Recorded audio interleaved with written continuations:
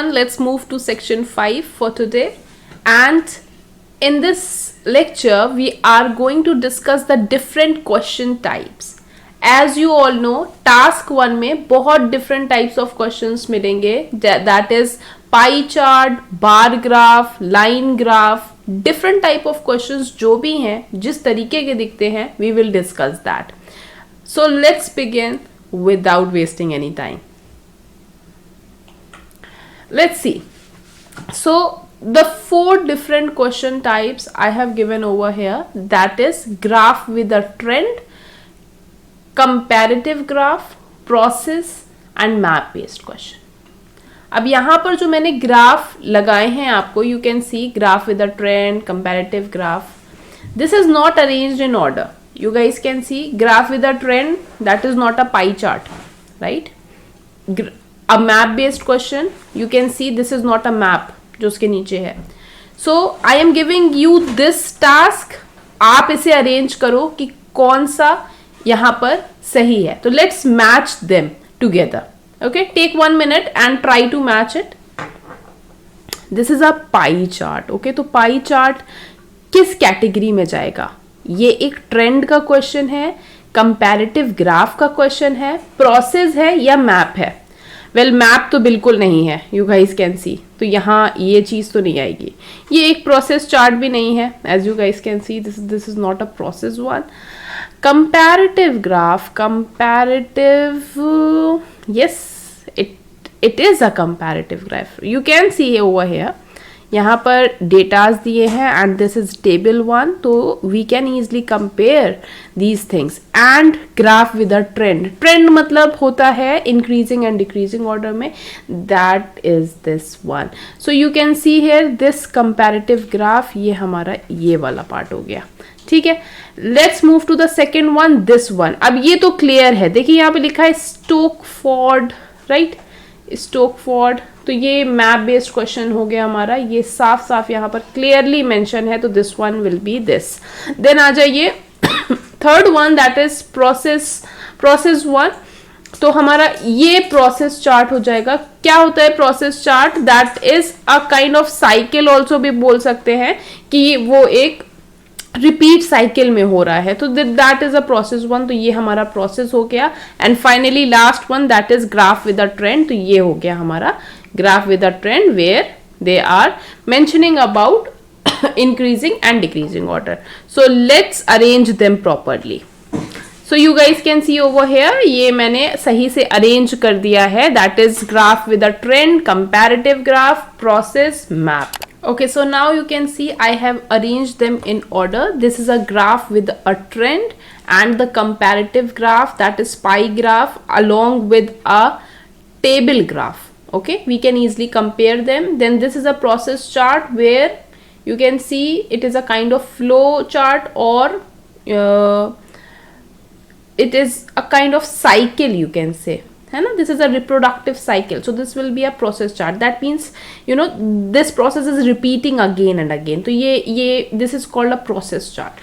And then comes the map based question. Map based question where 2 maps are given and we need to discuss about what development is done. Okay, so this one is the kind of questions that you will get in your IELTS writing task 1.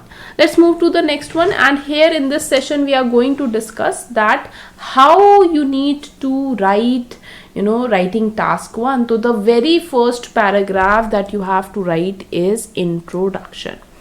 Acha, this is your introduction part. Okay, your second paragraph will be your overview. Okay, introduction, you need not to waste a lot of time in this. Okay, I will tell you in the next session that how you need to plan your task 1. आपको कैसे plan करना है अपना task 1, कैसे करना है, और introduction with the help of template आप कैसे बहुत जल्दी लिख सकते हो. So you need not to worry a lot about introduction. आपको सिर्फ प्लान करना है अपना overview, body para 1 and body para 2. अब ये body para 1 and body para 2 you can see para 3 इन्होंने लिखा है. You can also write this as body para 1 and this para 4 you can write as body para 2. Okay, so this overview. Here you need to highlight the important points. Okay, that highlight the important points means trends you need to tell, that which one is increasing, which is decreasing, which one is intermediate. So you need to highlight these points. This is your overview part. Or introduction में you just need to paraphrase the question. Paraphrasing the question, जो कि बहुत ही easily template के through भी हो सकता है, तो that I will tell you in the upcoming sessions. Highlight कैसे करना है, body para 1 and body para 2 कैसे लिखना है, वहां पे ज्यादा फोकस करना है. And apart from that, planning your task is very important. तो that also we will discuss in the upcoming session. अब देखिए ये जो चीज दी है यहाँ पर, this is very important, that it is possible to write a summary last para instead of an overview, but there are 2 important points. Never write both, always write one. अब देखें यहाँ, या तो आप सेकेंड पैराग्राफ में overview लिखिए. एक चीज आप ये कर सकते हो. अगर आप ओवरव्यू नहीं लिख रहे हो, इंट्रोडक्शन के बाद बॉडी पैरा 1 बॉडी पैरा 2 लिख रहे हो, देन आप बॉडी पैरा 2 के बाद एक समरी कर दीजिए. That means what you learn from the overall task 1. ठीक है, उसमें भी आपको अपना इंटरप्रिटेशन नहीं देना है. What ever you have addressed in task 1, उसी को रिप्रेजेंट कर देना है, उसी को समराइज कर देना है in your summary part. But एक ही चीज करनी है, या तो आप ओवरव्यू कर दो सेकेंड पैराग्राफ में, या आप समरी लिख दो. दोनों चीज नहीं लिखनी. I have seen a lot of students, वो क्या करते हैं, वो ओवरव्यू लिखेंगे, फिर लास्ट में कंक्लूजन लिख देंगे. No, this is not task 2. ये टास्क 2 नहीं है जिसमें उनको एक कंक्लूजन चाहिए एंड में. दिस इज ओनली टास्क 1 जिसमें ओनली ओवरव्यू की नीडेड है. Better to write overview and summary. अगर आप चाहते हो तो आप लिख सकते हो, बट मेक श्योर दोनों में से एक ही लिखना है.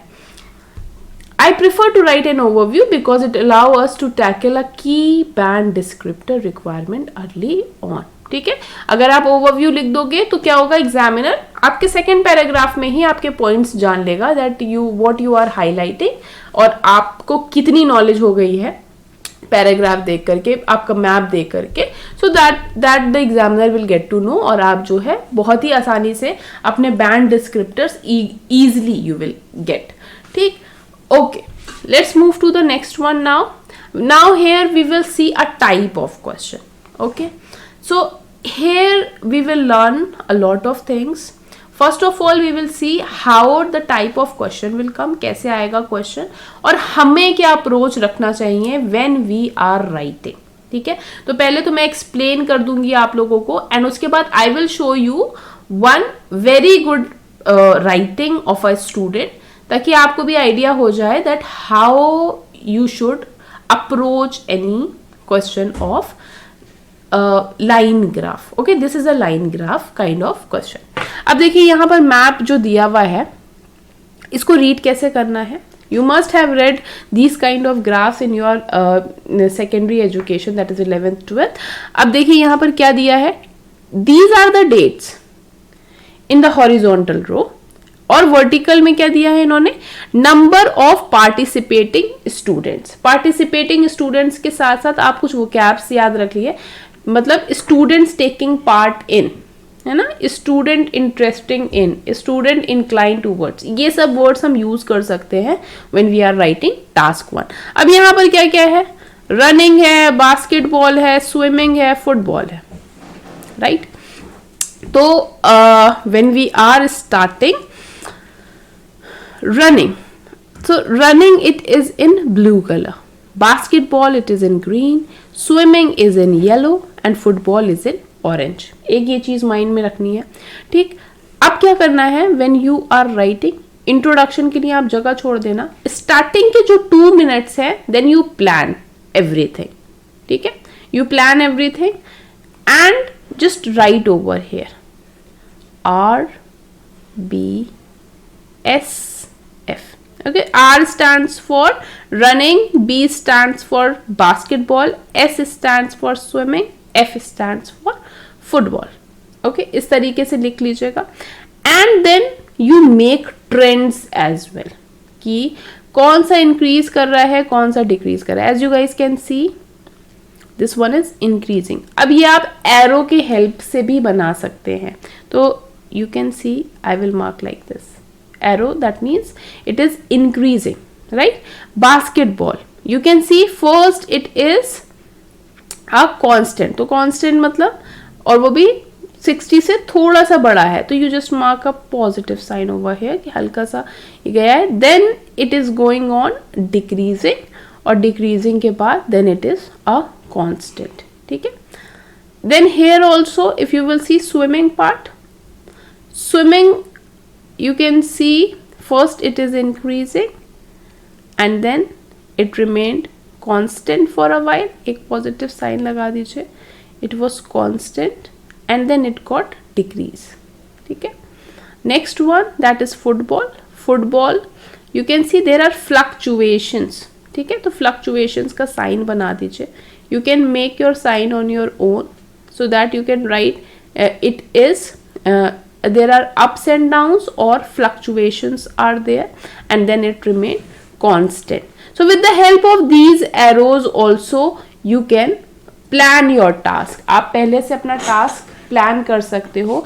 These signs we will discuss in the upcoming sessions also, so you will get more idea. Now we will see some one good answer so that you will get one idea about it. Let's discuss. The graph, अब ये आ गया हमारा introduction, okay. Introduction you need to do just paraphrasing, and paraphrasing हमें किस चीज की करनी है, हमें सिर्फ क्वेश्चन की पैराफ्रेजिंग करनी है। ये था हमारा question, the table below shows how many students of the school in the UK chose to take part in 4 different sports between 2001 and 2011. तो यहाँ पर देखिए लिखा है, instead of table they have used the graph. Demonstrates, instead of shows they have used the word demonstrate. हम shows की जगह क्या लिख सकते हैं, हम shows की जगह लिख सकते हैं illustrates, demonstrates, depicts, ठीक है, ये सारे वर्ड्स यूज कर सकते हैं। और भी बहुत सारे हैं, elaborates and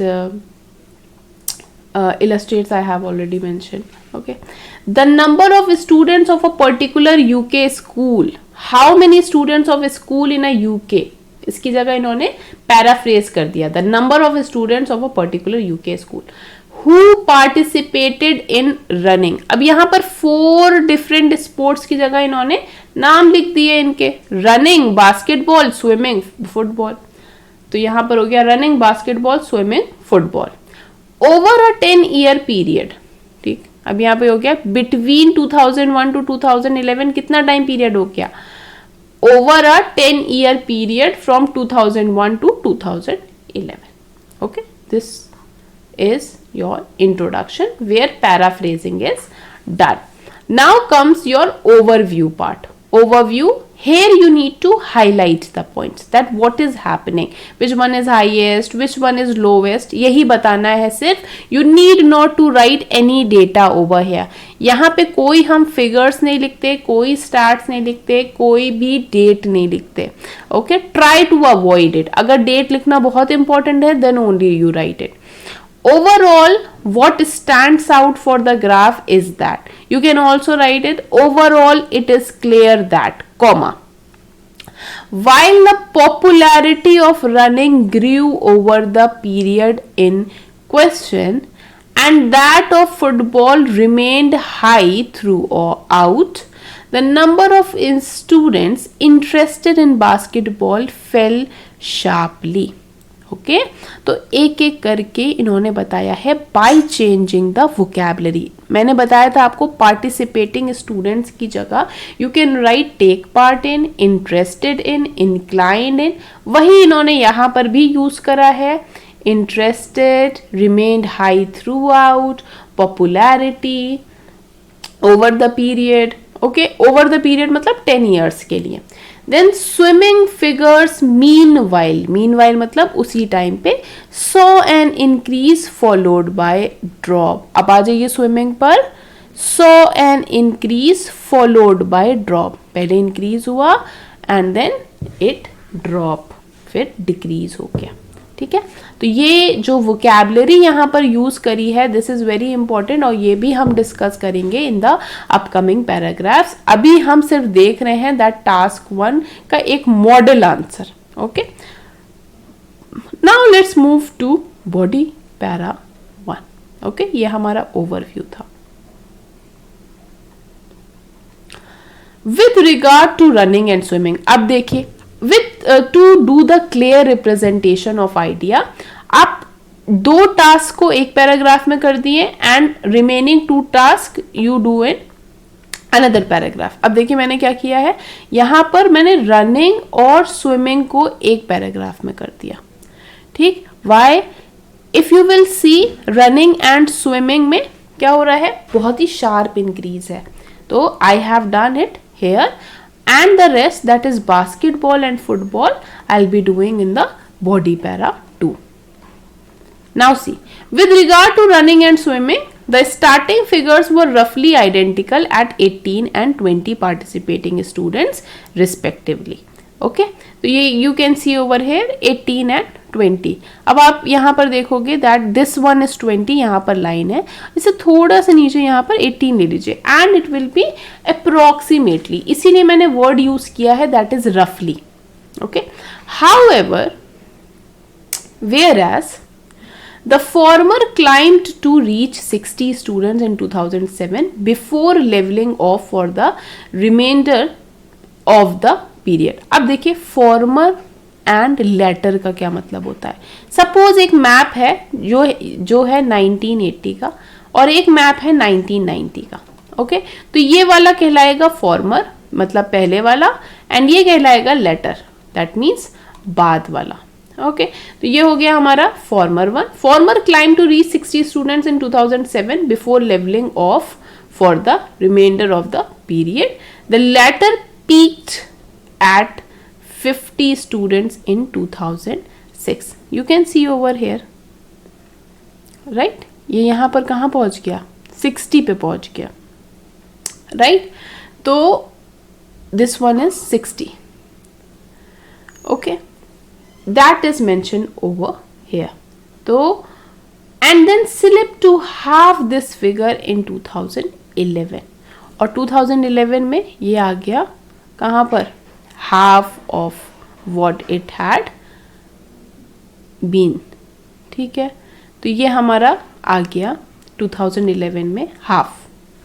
So this is what I have written. Next one, turning to the ball sports. Football stayed consistently popular with student figures remaining between 60 and 70 throughout the period. अब देखिए 60 एंड 70, बास्केटबॉल और football 60 और 70 पे हैं, ठीक। Basketball popularity was nearly as high as footballs, okay. Basketball की जो popularity है वो उतनी ही है जितनी की फुटबॉल की है, ठीक। In the first half of the decade studied, ठीक है। स्टार्टिंग के जो डिकेड्स हैं वहां पर with the number of participating students raising from 55 to 61, but 2006 to 2008 saw students number crash to 21. अब देखें, when you will see यहां पर क्या हो रहा है, it is lowering, है ना।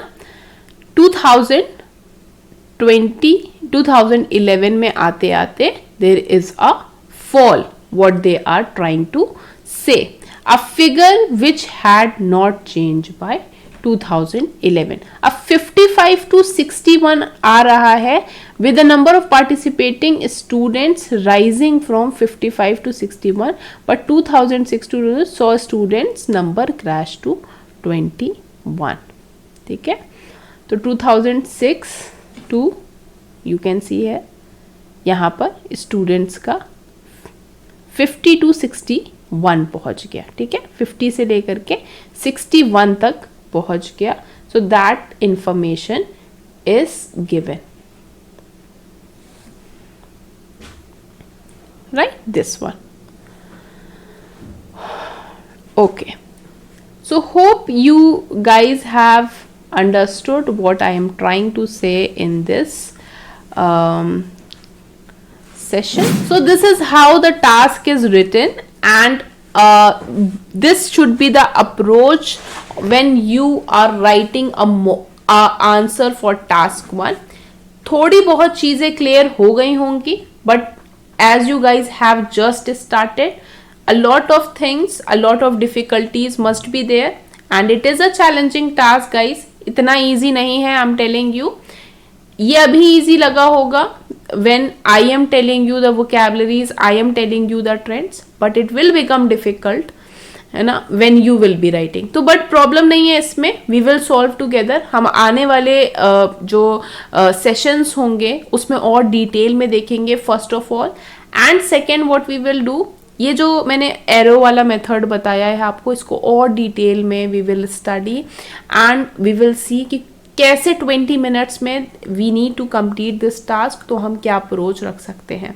Okay, this is all for today's session guys. Thank you so much.